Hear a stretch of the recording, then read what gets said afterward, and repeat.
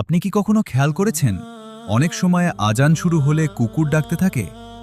রাসূলুল্লাহ সাল্লাল্লাহু আলাইহি ওয়াসাল্লাম বলেছেন, যখন আজান দেওয়া হয় তখন শয়তান বায়ু ত্যাগ করতে করতে পালিয়ে যায়, যাতে সে আজানের শব্দ না শুনতে পায়।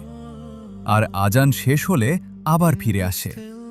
এরপর ইকামত শুরু হলে আবার পালিয়ে যায়। সহিহ বুখারী ও মুসলিম।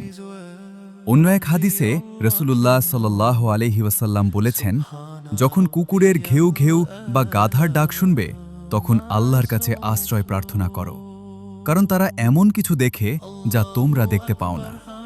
এই হাদিসগুলোর আলোকে অনেক আলেম বলেছেন, আজানের সময় কুকুর ডাকার একটি কারণ হতে পারে যে তারা শয়তানকে দেখতে পায়। যখন আজানের ধ্বনি শুনে শয়তান ছুটাছুটি করে। তাই কুকুরের ঘেউ ঘেউ শুনলে আউযু বিল্লাহি মিনাশ শাইতানির রাজীম, অর্থ আমি বিতাড়িত শয়তান থেকে আল্লাহর কাছে আশ্রয় চাই, এই দোয়া পড়বেন। আর ভিডিওটি শেয়ার করুন যেন অন্যরাও এই সম্পর্কে জানতে পারেন।